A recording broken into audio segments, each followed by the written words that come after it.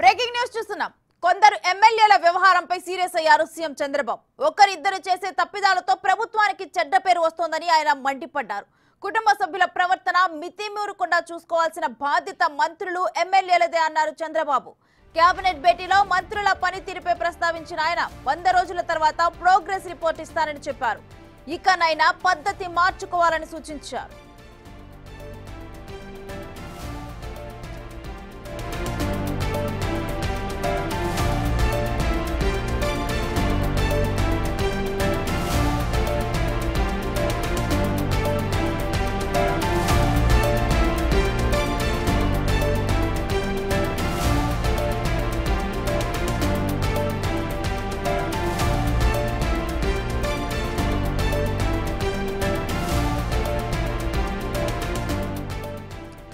గతంలో మంత్రి రాంప్రసాద్ రెడ్డి భార్య గుంటూరు పశ్చిమ ఎమ్మెల్యే గల్లా మాధవి భర్త వ్యవహార శైలిపై సీఎం ఆగ్రహంగా ఉన్నట్టు తెలుస్తోంది. వీరితో పాటు కొంతమంది కూటమి ఎమ్మెల్యేల తీరుపై కూడా చంద్రబాబు అసంతృప్తిగా ఉన్నారట. ఉత్తరాంధ్రలో ఒక బీజేపీ ఎమ్మెల్యే, ఉభయ గోదావరి జిల్లాలో జనసేన ఎమ్మెల్యే, కోస్తాంధ్ర రాయలసీమలో టీడీపీ ఎమ్మెల్యేల తీరుపై మండిపడినట్టు సమాచారం. జనసేన నేతల నివేదికను పవన్ కళ్యాణ్ కు, బీజేపీ నేతల నివేదికను పార్టీ పెద్దలకు చంద్రబాబు ఇవ్వనున్నారు. గత ప్రభుత్వ ఎమ్మెల్యేలు ఇష్టారీతిన వ్యవహరించడం వల్ల వైసీపీ ఓడిపోయిందని గుర్తు చేశారు. 2047 వరకు కూటమి ప్రభుత్వం అందుబాటులో ఉండాలనే లక్ష్యంతో పనిచేయాలని బాబు సూచించారు. ఇన్ పాలిటిక్స్ ఎప్పుడో ఒక చిన్న ఇది వస్తే అది పెద్ద స్కాండల్గా ఊహించుకున్నాం ఒకప్పుడు. ఇప్పుడు యూజువల్ అయిపోయినాయి. పార్టీలు మాట్లాడరు, ఆ పార్టీ ప్రెసిడెంట్ మాట్లాడు, ఏం నాకు ఈరోజు నిన్న మా వాళ్ళు ఏదో చిన్న పనులు చేశారంటే I'm very serious about it. నా ఇమేజ్, నా క్రెడిబిలిటీ, మా పార్టీ విశ్వసనీయత, I'm thinking seriously. I want to talk to them very frankly. I want to guide them, or otherwise I want to be very form. అలాంటివి నేను ఆలోచిస్తుంటే ఇన్ని జరుగుతా ఉంటే మాట్లాడరా మీరు? అంటే ఏంటి మీ ప్రవర్తన? ఏవి రాష్ట్రం ఏంటి? ఏంటి ప్రపంచంలో మీరు చెప్పండి. ఇటీవల కాలంలో అపోజిషన్లో ఉంటే వాళ్ళ ఎమ్మెల్యేలు, ఎమ్మెల్సీలు, వాళ్ళ క్యారెక్టర్స్ అవన్నీ వస్తూ ఉంటే are you not feeling ashamed of it? మీకు అనిపించలేదా ఇక్కడే లీడర్స్ మిమ్మల్ని అడుగుతున్న మీడియాని? Is it the way running political parties in politics? ఇక కొందరు తీరుపైనైతే ఏపీ సీఎం చంద్రబాబు అయితే ఆయన సీరియస్ అవటం జరిగింది. పార్టీ సభ్యులను హెచ్చరించడం జరిగింది. అసలు డీటెయిల్స్ ఏంటనేది కూడా మా అమరావతి ప్రతినిధి శివాని అడిగి తెలుసుకుందాం. శివ, ఈ విషయం మీద అసలు చంద్రబాబు ఎటువంటి నివేదికను మాట్లాడారు? అసలు ఏంటి డీటెయిల్స్? మొత్తం మీద చూసుకుంటే కనుక ఆంధ్రప్రదేశ్లో కూటమి ప్రభుత్వం ఏర్పడిన తర్వాత కొంతమంది అధికార పార్టీ శాసనసభ్యుల తీరు, ముఖ్యంగా కూడా ఆ పార్టీలో తీరని స్థాయిలో కూడా అత్యనుష్ఠారంగా వ్యవహరిస్తున్నారు. ఆ పార్టీ నేతలు వ్యవహరిస్తున్న తీరు పట్ల ముఖ్యమంత్రి చంద్రబాబు కొంత అసంతృప్తి, ఆగ్రహం అయితే వ్యక్తం చేసిన పరిస్థితి కనిపించింది. ప్రధానంగా చూసుకుంటే గత నెల రోజుల క్రితం కూడా ఆర్టీసీ రవాణా శాఖ మంత్రి రాంప్రసాద్ రెడ్డి సతీమణి వ్యవహరించిన తీరు అప్పుడు రాష్ట్ర వ్యాప్తంగా కూడా సంచలనంగా మారిపోయిన పరిస్థితి కనిపించింది. ఆ ఘటనపై స్వయంగా చంద్రబాబు రంగంలో దిగి వారి తీరుపై అసంతృప్తి కూడా వ్యక్తం చేసినట్లు కూడా అప్పుడు మనం చూద్దాం. తాజాగా చూసుకుంటే గుంటూరు పశ్చిమ శాసనసభ్యురాలు గల్లా మాధవి భర్త రామచంద్రరావు ఇటీవల కాలంలో ఆయన రియల్ ఎస్టేట్ వ్యాపారం చేస్తారు. రియల్ ఎస్టేట్ వ్యాపారానికి సంబంధించి కూడా ఆయన భూముల కొనుగోలు, అమ్మకాలకు సంబంధించి కూడా కొంతమంది వ్యక్తులతో వ్యవహరించిన తీరు మీడియాకి ఎక్కడంతో కూడా పార్టీ పరువు పోతుందని చెప్పి చంద్రబాబు తీవ్ర స్థాయిలో కూడా వారిపై ఆగ్రహం కూడా వ్యక్తం చేసినట్టు తెలుస్తోంది.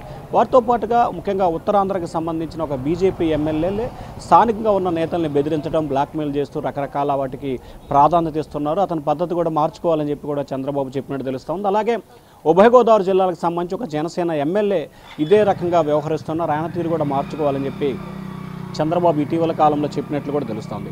వాటితో పాటుగా అధికార పార్టీకి సంబంధించిన, ముఖ్యంగా కూటమికి సంబంధించి కానీ టీడీపీ, జనసేన, బీజేపీకి సంబంధించిన పలువురు శాసనసభ్యులు అవినీతికి, అక్రమాలకు పాల్పడుతున్నారని ఫిర్యాదులు రావడం జరిగింది. వారి పట్ల తీవ్ర స్థాయిలో కూడా హెచ్చరికలు జారీ చేస్తున్నారని, భవిష్యత్తులో ఇటువంటి ఘటనలు జరగకుండా చూసుకోవాల్సిన బాధ్యత ఉందని చెప్పి కూడా చంద్రబాబు నిన్న కేబినెట్ భేటీ తర్వాత కూడా మంత్రులకి స్పష్టమైన ఆదేశాలు జారీ చేయడం జరిగింది. జిల్లాలో జరిగే వాటికి మంత్రులే పూర్తి స్థాయిలో బాధ్యతలు తీసుకోవాల్సిన పరిస్థితి ఏర్పడుతుంది. ఏదైతే గత ప్రభుత్వంలో ఆ పార్టీకి వైసీపీకి సంబంధించిన ఎమ్మెల్యేలు, మంత్రులు, ప్రజాప్రతినిధులు ఇష్టానుసారంగా వ్యవహరిస్తున్న మూలంగానే ఘోరమైన పరాజయాన్ని చవి చూశారు. భవిష్యత్తులో అటువంటి పరిస్థితులు ఉత్పన్నం కాకుండా ఉండాలంటే మనం చాలా ప్రజలకు సంబంధించి అందుబాటులో ఉంటూ ఎటువంటి అక్రమాలకు పాల్పడకుండా ఉండాలని చంద్రబాబు అయితే మంత్రులకి దిశానిర్దేశం చేశారు. 2047 వరకు కూడా కూటమి ప్రభుత్వమే ఆంధ్రప్రదేశ్లో అధికారంలో ఉండాలంటే ఖచ్చితంగా మనం ప్రజలకు మంచి చేయాలి, ఎటువంటి అవినీతి ఆరోపణలకు తావివ్వకుండా ప్రజలకి మంచి పాలన అందజేయడమే ధ్యేయంగా పనిచేయాలని చెప్పి కూడా చంద్రబాబు దిశానిర్దేశం చేయడం జరిగింది. త్వరలోనే ఎమ్మెల్యేలు, మంత్రులు, ప్రజాప్రతినిధుల పనితీరుపై 100 రోజుల నివేదికని బీజేపీకి సంబంధించి ఎమ్మెల్యేలు, మంత్రుల పనితీరు నా పార్టీ పెద్దలకు, జనసేన మంత్రులు, ఎమ్మెల్యేలు పనితీరుకి సంబంధించి జనసేన అధినేత పవన్ కళ్యాణ్కి, టీడీపీకి సంబంధించిన మంత్రులు, ఎమ్మెల్యేల పనితీరుని డైరెక్ట్గా ఎమ్మెల్యేలకి అందజేస్తానని చెప్పి చంద్రబాబు స్పష్టమైన హెచ్చరికలు జారీ చేశారు. అందులో కనుక పనితీరు కనుక బాగోపోతే ఖచ్చితంగా పనిష్ చేస్తానని చెప్పి ఆయనైతే ఒక హెచ్చరిక జారీ చేశారు. ఎందుకంటే 2019 నుంచి 24 వరకు వైఎస్ఆర్సీపీ అవలంబించిన ప్రజా వ్యతిరేక విధానాలు, దౌర్జన్యాలు తదితర అంశాలు ఆ పార్టీని కోలుకోని రీతిలో దెబ్బతీసినాయి. సో భవిష్యత్తులో అటువంటి పరిస్థితులు ఉత్పన్నం కాకుండా ఉండాలంటే ముఖ్యంగా తెలుగుదేశం పార్టీకి సంబంధించి చాలా జాగ్రత్తగా వ్యవహరించాలనేది చంద్రబాబు ఆలోచనగా కనిపిస్తోంది. ఎందుకంటే కూటమి ప్రభుత్వం అధికారంలోకి వచ్చిన దగ్గర నుంచి ఎక్కడా కూడా కక్షపూరితంగా వ్యవహరించకుండా చాలా జాగ్రత్తగా వ్యవహరిస్తున్న పరిస్థితి కనిపిస్తోంది. సో ఇటువంటి తరుణంలో ఒకరిద్దరు ఎమ్మెల్యేలు చేస్తున్న తీరు పట్ల ఇటు ప్రభుత్వానికి, ఇటు పార్టీకి చెడ్డ పేరు వస్తుంది. ఇటువంటి వారి పట్ల తాను ఏమాత్రం కూడా ఉపేక్షించే ప్రసక్తే లేదు, కఠినంగా వ్యవహరిస్తానని చెప్పి చంద్రబాబు అయితే కఠిన హెచ్చరికలు అయితే జారీ చేస్తున్నారు. ఖచ్చితంగా రానున్న వారం రోజుల్లో 100 రోజుల నివేదికని చంద్రబాబు ప్రజాప్రతినిధులకి, ఎమ్మెల్యేలకి, మంత్రులకు ఇవ్వబోతున్నారు. ఆ నివేదిక ఆధారంగా ఎవరికి ఎటువంటి చర్యలు తీసుకునేది ప్రస్తుతం టీడీపీ కూటమి ఎమ్మెల్యేలు అయితే ఒక రకమైన ఆందోళన, అలజడి అయితే మొదలైంది. రేణుశ్రీ, అయితే శివ, పార్టీ క్రెడిబిలిటీ చాలా ముఖ్యమని చంద్రబాబు ఫీల్ అవుతున్నట్లు అనుకోవచ్చు. ఎందుకంటే మనం చూస్తే కనుక ఆ పార్టీ నేతల క్యారెక్టర్ విషయంలో ఇప్పుడు ఆయన మాట్లాడిన విధానం కానీ, అదేవిధంగా వైఎస్ఆర్సీపీ నుంచి ఎవరైనా వచ్చినా కానీ వారి క్యారెక్టర్ని చూసి మేము పార్టీలో చేర్చుకుంటామని చెప్పి ఆయన మెన్షన్ చేయడం జరిగింది. సో వీటన్నిటిని బట్టి అలా భావించవచ్చా ఇది? అంటే ఖచ్చితంగా భవిష్యత్తు రాజకీయాలను దృష్టిలో పెట్టుకొని, ఎందుకంటే 2019 నుంచి 24 వరకు గత ప్రభుత్వం వ్యవహరించిన తీరుని ఒక కేస్ స్టడీగా తీసుకోవాలనేది చంద్రబాబు అధికారంలోకి వచ్చిన దగ్గర నుంచి దాదాపుగా ఈ 2-3 నెలల కాలంగా నిత్యం చెప్తున్న ప్రధానమైన డైలాగు. సో ఈ డైలాగ్కు సంబంధించి కూడా ఖచ్చితంగా రానున్న రోజుల్లో కూటమి ప్రభుత్వం కొన్ని దశాబ్దాల పాటు, అంటే ఏదైతే వికసిత భారత్, వికసిత ఏపీ పేరుతో 2047 డాక్యుమెంటరీని త్వరలోనే చంద్రబాబు విడుదల చేయబోతున్నారు. ఢిల్లీ స్థాయిలో మోడీ, ఆంధ్రప్రదేశ్ స్థాయిలో చంద్రబాబు. సో 2047 వరకు కూడా ప్రభుత్వం ఖచ్చితంగా అధికారంలో ఉండాలి. దానికి సంబంధించిన రూట్ మ్యాప్ని ఇప్పటి నుంచే ఖరారు చేయాలనేది చంద్రబాబు లక్ష్యంగా కనిపిస్తోంది. సో ఈ నేపథ్యంలో ముఖ్యంగా పార్టీ ఇమేజ్ బాగుంటే ఆటోమేటిక్గా ప్రభుత్వం మరొకసారి అధికారంలోకి వచ్చే అవకాశం ఉంటుందనేది చంద్రబాబు ఆలోచనగా కనిపిస్తోంది. వైఎస్ఆర్సీపీ నుంచి వచ్చే నేతల విషయంలో కానీ, లేకపోతే సొంత పార్టీ నేతల విషయంలో కానీ చంద్రబాబు ఒకే రకమైన స్టాండ్ తీసుకోవడం జరుగుతుంది. ఖచ్చితంగా ఏ ప్రజాప్రతినిధి అయినా సరే, ఎమ్మెల్యే అయినా సరే ఖచ్చితంగా పార్టీ ఇమేజ్ని డ్యామేజ్ చేసే స్థాయిలో ఉంటే ఎట్టి పరిస్థితుల్లో కూడా ఉపేక్షించే ప్రసక్తే లేదు. ఖచ్చితంగా పాలనాపరమైన విషయంలో కానీ, వ్యక్తిగత విషయంలో కానీ చాలా జాగ్రత్తగా వ్యవహరించాలి. తద్వారా మీకు, పార్టీకి, ప్రభుత్వానికి ముగ్గురికి కూడా మంచి పేరు వస్తుంది. భవిష్యత్తులో ఆంధ్రప్రదేశ్లో ఎక్కువ రోజులు కూటమి ప్రభుత్వం పరిపాలించడానికి ఇదొక మైలురాయి అనేది చంద్రబాబు ఆలోచనగా కనిపిస్తోంది. ఖచ్చితంగా క్లీన్ చిట్ ఉన్న వ్యక్తులనే పార్టీలో తీసుకోవడంలో కానీ, లేకపోతే ఉన్న ఎమ్మెల్యేల క్లీన్ చిట్ ఉండే విధంగా చర్యలు తీసుకోవాలనేది చంద్రబాబు ఆలోచనగా కనిపిస్తోంది. రేణుశ్రీ, అండ్ అధికారం కూడా మిస్యూజ్ అవ్వకుండా ఇటు కుటుంబ సభ్యుల విషయంలో కూడా ఆయన మాట్లాడటం జరిగింది. అసలు ఏం మాట్లాడారు శివ? అంటే ప్రధానంగా చూసుకుంటే చాలామంది కుటుంబ సభ్యులకు సంబంధించి, అంటే ప్రధానంగా ఇక్కడ 2-3 రకాల విషయాలని ప్రధానంగా చంద్రబాబు చర్చకు తీసుకురావడం జరిగింది. కొంతమంది మహిళా మంత్రుల విషయంలో ఆమె కుటుంబ సభ్యులు, భర్తల జోక్యం, అలాగే కొంతమంది మహిళా ఎమ్మెల్యేల విషయంలో ఆమె భర్తలు, కుటుంబ సభ్యుల జోక్యం, అలాగే కొంతమంది ఎమ్మెల్యేలు, మాజీ ప్రజాప్రతినిధులు, కొంతమంది మంత్రుల విషయంలో కూడా వీరు మంత్రిగా బిజీగా ఉండటంతో రాష్ట్రంలో పర్యటిస్తున్న నేపథ్యంలో అక్కడ ఉన్న వారి సోదరుడు కానీ, వారి సతీమణి కానీ, వారి బంధువులు ఆ నియోజకవర్గంలో పెత్తనం చేసే పరిస్థితి ఏర్పడుతుంది. సో తద్వారా అక్కడ కార్యకర్తలకి, నేతలకి ఇబ్బందికర పరిస్థితి ఏర్పడటం, అలాగే అక్కడ పార్టీకి సంబంధించి డ్యామేజ్ జరిగే అవకాశాలు, ఎవరైతే అంటే ప్రజాప్రతినిధికి ఉన్న బాధ్యత ఆయన బంధువులకు కానీ, ఆయన సతీమణికి కానీ ఉండదు కాబట్టి ఖచ్చితంగా తద్వారా పార్టీ డ్యామేజ్ అయ్యే అవకాశాలు కనిపిస్తూ ఉన్నాయనేది చంద్రబాబు నిన్న చెప్పిన మాటలో స్పష్టంగా కనిపిస్తోంది. సో ఈ నేపథ్యంలోనే పూర్తిగా బంధువులని, కుటుంబ సభ్యులని రాజకీయాల్లో ఉంచుకోవాలి కానీ అజమాయిషీ విషయంలో అంటే ఏదైతే పెత్తనం చేసే విషయంలో కానీ లేకపోతే అధికారం చెలాయించే విషయంలో వారిని దూరంగా ఉంచాలనేది చంద్రబాబు ఆలోచనగా అనిపిస్తుంది. ఎందుకంటే వారు చేసే కొన్ని మంచి చెడు వల్ల ఖచ్చితంగా పార్టీ ఇన్ఫ్యాక్ట్ ఆ ప్రజాప్రతినిధి చేసినా లేకపోతే ఆయన సతీమణి చేసినా ఆయన బంధువులు చేసినా డైరెక్ట్గా తెలుగుదేశం పార్టీపై ఎఫెక్ట్ పడే అవకాశం ఉంది. కాబట్టి ఖచ్చితంగా తెలుగుదేశం పార్టీపై ఆ ప్రభావం చూపకుండా ఉండాలనేది చంద్రబాబు ఆలోచనగా కనిపిస్తూ ఉంది రేణుశ్రీ. అయితే శివ 2047 ఇటు కూటమి ప్రభుత్వం టార్గెట్ గా చంద్రబాబు పెట్టారు. అయితే ఎవరైనా నేతలు కనుక క్యారెక్టర్ విషయంలో కానీ ఏమైనా కానీ వారి మీద వస్తే కనుక ఇంకా ఉపేక్షించేది లేదని మనం చూడొచ్చా ఇప్పుడు వ్యాఖ్యలను బట్టి?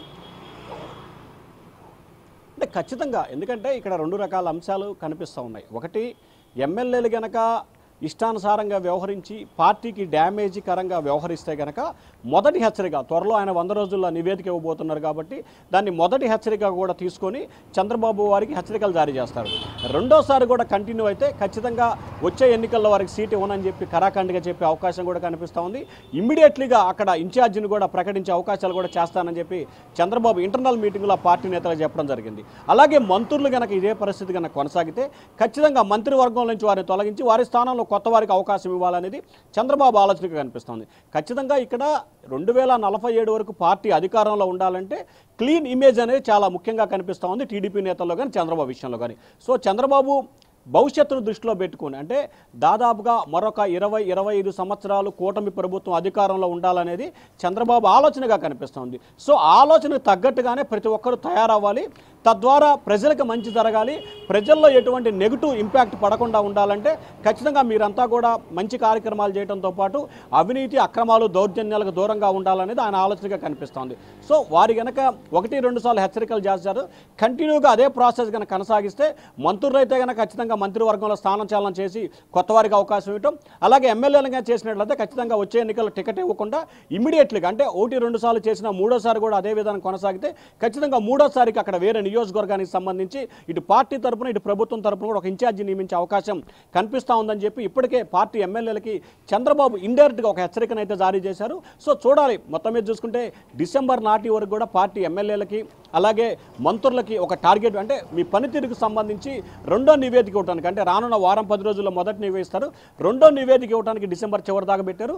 ఖచ్చితంగా జనవరిలో ఇదే రకమైన పనితీరుగా కొనసాగితే ఖచ్చితంగా చర్యలు తప్పవు అనే చంద్రబాబు ఆలోచన కనిపిస్తూ ఉంది.